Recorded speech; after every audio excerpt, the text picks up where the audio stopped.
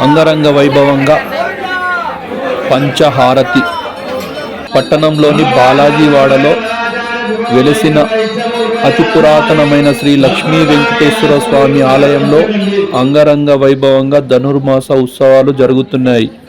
అందులో భాగంగా శనివారము పల్లకీ నిర్వహించారు.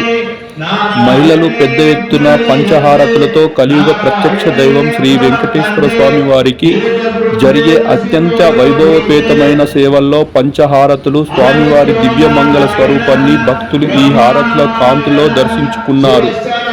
మహిళలు పెద్ద ఎత్తున పంచహారతులతో స్వామివారికి హారతిని అందించారు. రామకన్నన్ ఆధ్వర్యంలో తిరుప్పవై ప్రవచనాలు బోధించారు. గోవింద గోవింద అంటూ పల్లకి నిర్వహించారు. గోవింద గోవింద నామస్వరాలతో ఆలయ ప్రాంగణం మారుమోగింది.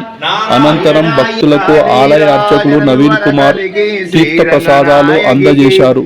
ఈ కార్యక్రమంలో ధనుర్మాస ఉత్సవ కమిటీ అధ్యక్షులు ఆవిడ శ్రీనివాస్, ధర్మకర్తలు, భక్తులు తదితరులు పాల్గొన్నారు.